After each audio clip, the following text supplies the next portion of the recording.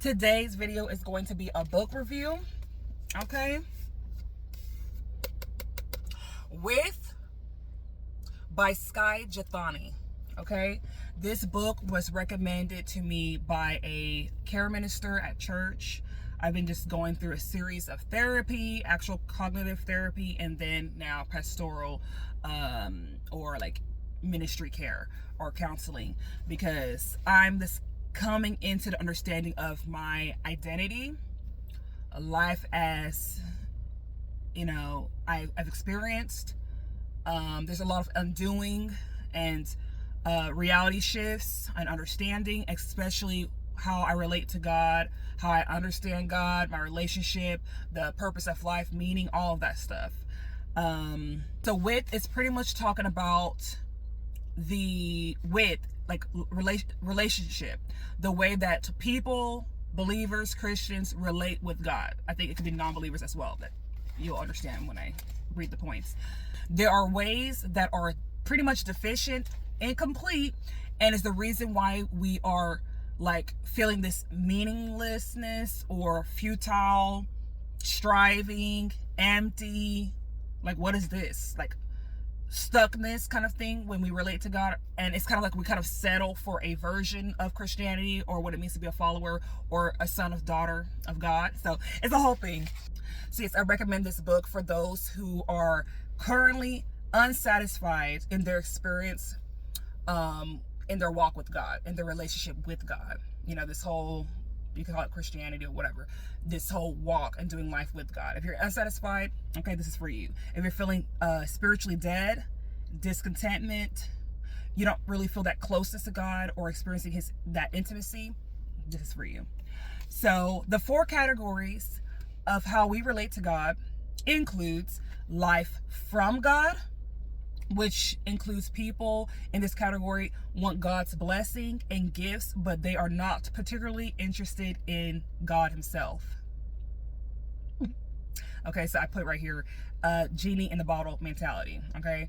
Okay, Lord, what's going on with my life? Oh, I didn't get the job. I didn't get this going on. And what?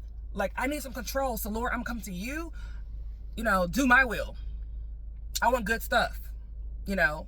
This life is terrible and I just want good stuff, like, you know, and I can't do and achieve that with just by myself, because I kind of understand that this life is spiritual too. So I just need you for what I want. Okay, and there's life over God. This life over God consists of the mystery and wonder of the world is lost as God is abandoned in favor of proven formulas and controllable outcomes. Okay, so we have the Bible and we see all the principles and the life lessons and things. It almost becomes a self-help book that you simply apply because you want a particular outcome in your life, which is a great thing. You're like, okay, I want positive things. I want to be a good steward of my life. I want to be progressive, or whatever the case may be. We can look at the Bible as a self-help book and not necessarily ways on learning who God is and that relationship, which he talks about that he wants, you know, with humanity, that restoration of our relationship with God, you know, that unity. We are looking at the Bible like, okay, let's do the formula. I'm trying to you're calculated. You're wanting to just apply the principles to experience a certain outcome in life. Okay. There's also life for God. The most significant life, it believes it is the one expended accomplishing great things in God's service. So you can have a natural and strong desire to be a journalist, but are internally convicted or having conflict that the occupation, career, or ambition is less significant or useless in being able to live out the purpose of God in advancing his kingdom. So usually we'll think that, okay, living life for God looks like being like a missionary, to sell all your things and just go to Uganda or something and start preaching the gospel or something like that. You don't feel like you could be a journalist or play sports and still represent God in that territory or arena or environment, which is false.